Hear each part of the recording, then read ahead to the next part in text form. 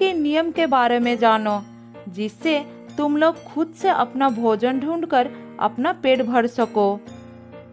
हाँ हाँ माँ, मैं तो कब से जाने के लिए तैयार हूँ। मुझे अभी ले चलो माँ। मैं इस घर के बाहर कभी नहीं गया हूँ। मुझे जंगल देखने का बहुत मन कर रहा है माँ। नहीं माँ, मैं नहीं जाऊंगा। मेरी तबीयत ठीक नहीं लग रही है, तुम दोनों जाओ। अच्छा अच्छा ठीक है, कोई बात नहीं, मैं तुम्हारे लिए भोजन लाऊंगी। फिर माँ बेटे भोजन लाने के लिए जंगल के तरफ चले जाते हैं और चिंटू घर में बैठकर आराम करने लगते हैं। इसी तरह कुछ और दिन बीत जाता है। चिंटू को इसी तरह बिना हाथ पैर चलाए भोजन मिलने लगा, जिससे वो और भी आलसी हो गया। बाद में जब उसकी माँ उसे जंगल में जाने के लिए कहती थी तो वो कुछ न कुछ बहाना बना देता था। बेटा चिंटू, क्या आज तुम मेरे साथ चलोगे? ऐसे बैठे रहने से कुछ नहीं होगा, तुम्हें भी तो खाना ढूंढना सीखना होगा। नहीं माँ, मेरे पैरों में बहुत दर्द हो रहा है और फिर जंगल से भोजन लेकर आना, इसमें कौन सी बड़ी बात है? तुम मुझे फालतू में परेशान कर रही हो। अच्छा ठीक है, तुम आराम करो, मैं खाना लेकर आती हूँ। मिनी को ये बात समझ में आ जाती है कि चिंटू की आदत बिगड़ गई है। वो आलसी हो गया है। अगर वो अभी भी नहीं सुधरा तो उसे एक दिन बहुत बुरे वक्त का सामना करना पड़ सकता है। इसी तरह मिनी उसके भविष्य को लेकर चिंतित हो जाती है, लेकिन चिंटू को लगता था कि उसकी माँ उसे अपने साथ ले जाकर बस परेशान करना चाहती है। खाना ढूंढना तो वो सीख ही लेगा, लेकिन अभी नहीं। इसी बीच एक दिन मिनी की मौत हो जाती है। दोनों भाई माँ के पास खड़ा होकर बहुत रोने लगते हैं।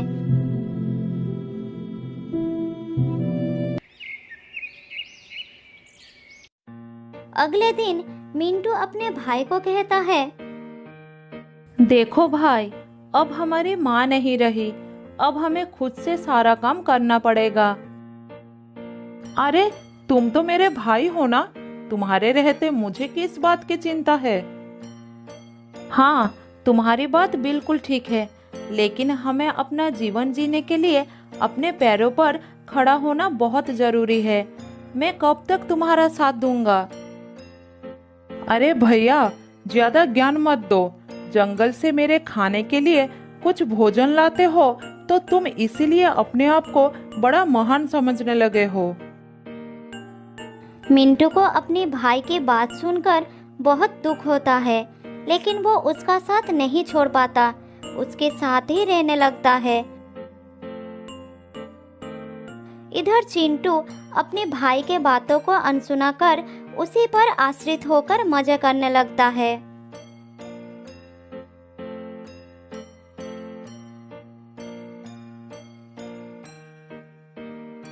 अरे चिंटू, कहाँ हो? ये देखो, आज मैं तुम्हारे लिए आम लेकर आया हूँ, जल्दी आओ, आम बहुत ही स्वादिष्ट है। फिर चिंटू अपने भाई के पास आकर आम खाने लगता है। इसी तरह दिन बीतता गया।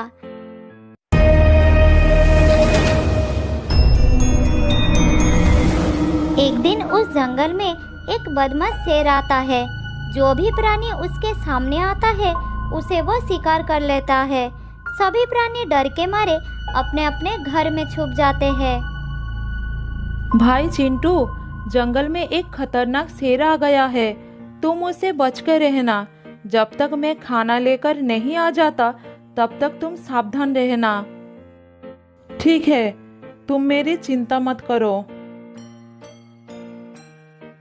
मिंटू पेड़ से उतरकर भोजन के तलाश में निकल जाता है। तभी वो शेर उसका पीछा करता है। मिंटू शेर को देखकर दौड़ने लगता है, फिर किसी तरह एक पेड़ पर चढ़ जाता है और अपना प्राण बचा लेता है। लेकिन वो शेर उस पेड़ के नीचे बैठकर मिंटू के उतरने का इंतजार करने लगता है। ये शेर तो मेरे पीछे ही पड़ गया। अब मैं अपने घर कैसे जाऊंगा? इसी तरह रात हो जाती है, लेकिन शेर वहां से नहीं हटता, जिस कारण मिंटू अपने घर नहीं जा पाता। उधर चिंटू अपने भाई के घर ना लौटने के कारण भूखा ही रह जाता है, लेकिन वो भोजन के लिए कोई भी कोशिश नहीं करता। पता नहीं मेरे भाई को क्या हो गया। कहीं ऐसा तो नहीं वो जानबूझकर आज वापस नहीं आया? मैं सुबह से भूखा हूँ। अब मैं क्या करूँ? बहुत भूख लगी है।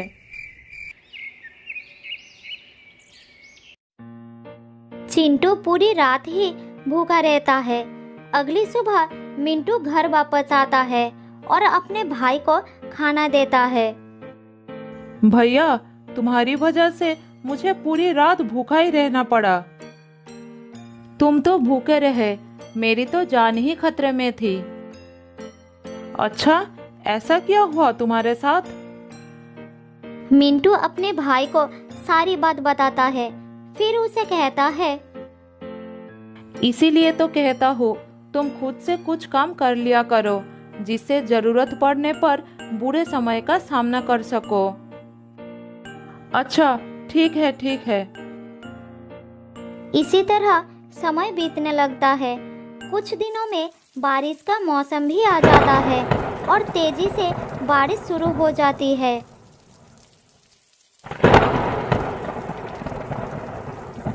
भैया, बहुत भूख लगी है, कुछ खाना ला कर दो ना, रहा नहीं जा रहा है। मैं क्या कर सकता हूँ, बारिश थमने के नाम ही नहीं ले रही। क्या हम बारिश में खाना लाने के लिए जा नहीं सकते हैं? माँ ने कहा था आंधी तूफान या तेज बारिश होने लगे तो घर से बाहर नहीं निकलना, जान को खतरा हो सकता है। दोनों भाई भूखे प्यासे बारिश रुकने का इंतजार करने लगते हैं। दिन ढलकर रात हो जाती है, लेकिन बारिश लगातार होती रहती है। सुबह होने पर वो देखते हैं कि जंगल में बाढ़ आ गया है और ऊपर से बारिश भी नहीं रुकी थी। हे भगवान, पूरा जंगल बारिश के पानी में डूब गया है। अब क्या करूं? भूखे भाई का हाल देखकर मिंटू से रहा नहीं जाता और वो खाने के तलाश में जाने लगता है। तुम अपना ख्याल रखना, मैं खाने की तलाश में जा रहा हूँ। मैं भी तुम्हारे साथ चलूंगा भाई। नहीं, अभी नहीं, बाहर बहुत खतरा है, बारिश भी हो रही है। मैं जल्दी कुछ खाना लेकर आ जाऊंगा। मिंटू खाना लेने के लिए चला जाता है और चिंटू घर पर भैया के लौटने का इंतजार करता है। बहुत समय बाद भी मिंटू वापस नहीं लौटता। अरे भैया अभी तक वापस क्यों नहीं आया? इतनी देर हो गई, भूख से तो मेरी जान निकल जा रही है। अगर मुझे खाना ढूंढने का अनुभव होता तो मैं खुद चला जाता। चिंटू को बहुत ही पछतावा होता है कि वो हमेशा दूसरों पर निर्भर रहा। उसने कभी भी किसी चीज को पाने की कोशिश नहीं की, जिसके कारण आज वो संकट में फंसा हुआ है। कुछ दिनों से लगातार भूखे प्यासे रहने से चिंटू की हालत बहुत खराब हो जाता है। फिर एक रात उसे भूखे सोना पड़ता है, लेकिन चिंटू के लिए उस रात के बाद अगली सुबह नहीं होती। वो हमेशा के लिए सो जाता है। तो दोस्तों, इस कहानी से हमें ये सीखने को मिलता है कि हमें कभी भी दूसरों पर आश्रित नहीं रहना चाहिए। बहुत साल पहले की बात है। एक जंगल में रहती थी एक लोमड़ी। वो बहुत झूठ बोलती थी। उसे इधर की बातें उधर लगाने का बड़ी शौक थी।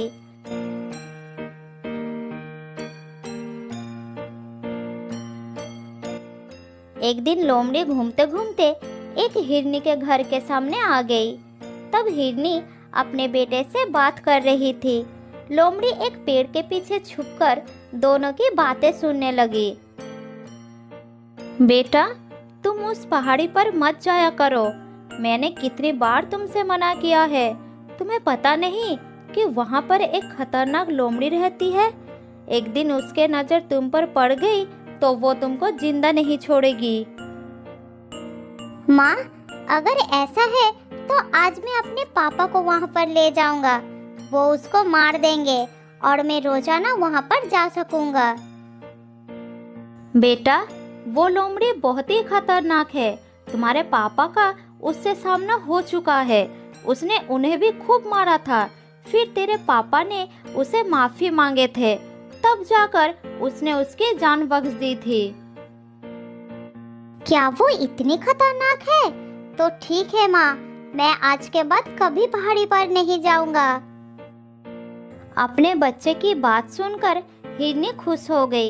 इधर पेड़ के पीछे से लोमड़ी ने सारी बातें सुन ली। उसने सोचा कि ये बात सबको पता चलना चाहिए। फिर वो वहां से चली गई।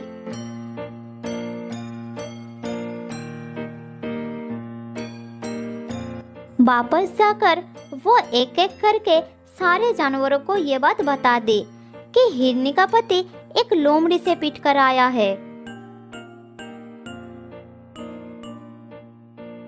उधर हिरनी का पति जब जंगल में घूम रहा था तब हर जानवर उसका मजाक बना रहे थे।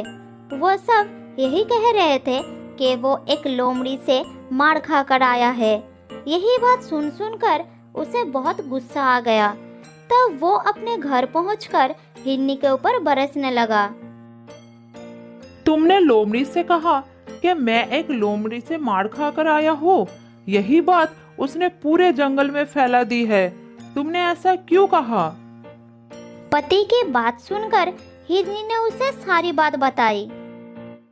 अरे सुनो सुनो, गुस्सा मत करो। मैंने सिर्फ हमारे बच्चे को डराने के लिए कह दिया था और वो मान भी गया। मुझे नहीं पता कि लोमड़ी ने ये बात कब सुन ली। ये सुनकर हिरनी का पति लोमड़ी के पास गया और उससे बोला,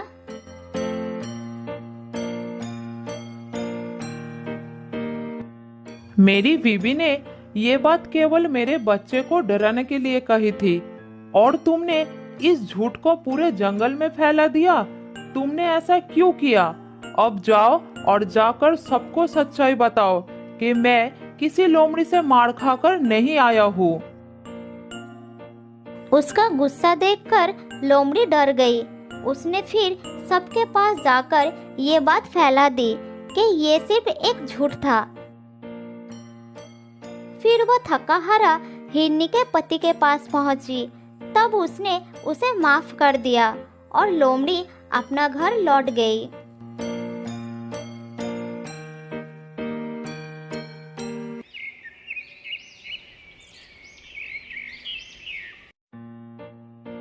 ऐसा ही कुछ दिन लोमड़ी चुपचाप रही, लेकिन अभी भी उसका ये आदत छूटी नहीं थी। फिर से वो जंगल में घूमने लगी।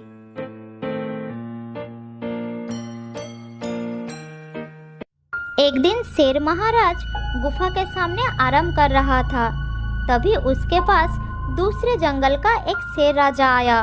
दोनों शेर को एक साथ देखकर लोमड़ी उसकी बात छिपकर सुनने लगी। अरे तुम मेरे जंगल में कैसे?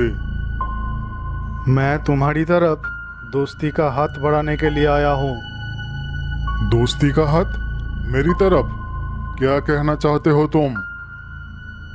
शेर खान, तुम्हारा जंगल कितना बड़ा है और मेरा जंगल कितना छोटा। मुझे पता है कि तुमको इस जंगल को संभालने में कितना तकलीफ होता होगा। ऐसा कुछ नहीं है। मैं मेरे जंगल को अच्छे से संभाल रहा हूँ। किसी को मुझसे कोई तकलीफ नहीं है। शेर खान, मैं तो तुम्हारी भले के लिए ही कह रहा था। तुम मेरे और अपने जंगल को एक कर लो, फिर हम दोनों मिलकर इस जंगल में राज करेंगे। ये बात कहकर वो मन ही मन सोचने लगा। बस एक बार ये हाँ कर दे, फिर इसके जानवरों के साथ मिलकर इसी को मरवा दूंगा। तब दोनों जंगल पर मेरा ही राज होगा। मुझे ये मंजूर नहीं है, तुम जा सकते हो। तुम बूढ़े हो चुके हो शेर खान, अगर कोई मुसीबत आ गई तो तुम कैसे इस जंगल को बचाओगे? ये सुनकर शेर खान को गुस्सा आ गया। लगता है तुझे दिखाना ही पड़ेगा कि मुझ में दम है कि नहीं। नहीं नहीं, रुक जाओ, अभी तो मैं जा रहा हूँ, लेकिन कुछ ही दिनों बाद मेरा भाई जंगल आ रहा है। वो तुमसे बहुत ज्यादा शक्तिशाली है, अगली बार मैं उसी के साथ आऊंगा। लगता है तुमको अपनी जान प्यारी नहीं है।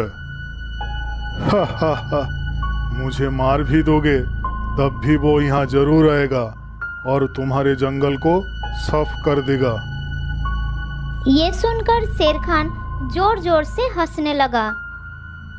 क्या बोला तुम? तुम्हारा भाई आएगा? तो सुनो, मेरा भी एक भाई है जो पास के जंगल में राज करता है। मुझसे ज्यादा जवान और ताकतवर है वो, मैं उसी को बुला लेता हूँ।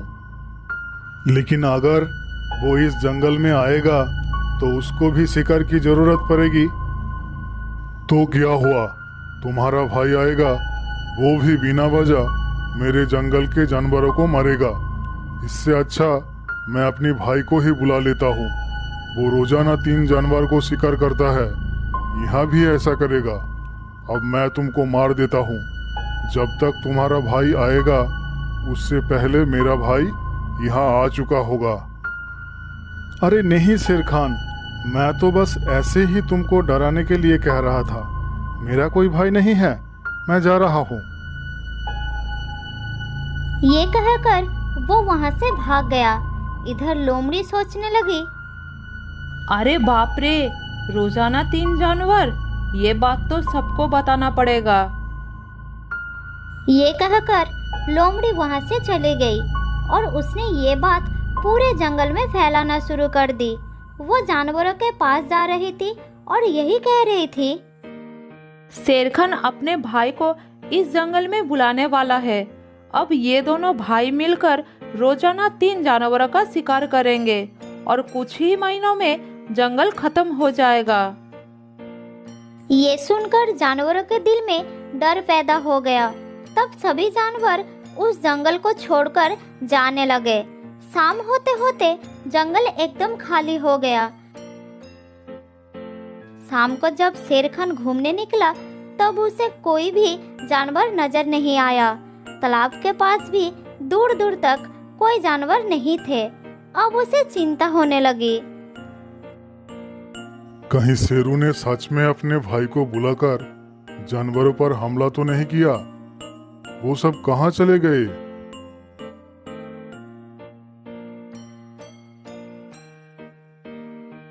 थोड़ी दूर जाने के बाद शेर खान को बहुत सारा पैरों के निशान नजर आया जो जंगल के बाहर के तरफ जा रहा था।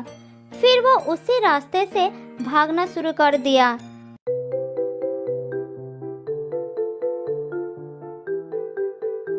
थोड़ी दूर जाने के बाद उसे सभी जानवर जंगल से बाहर जाते नजर आए।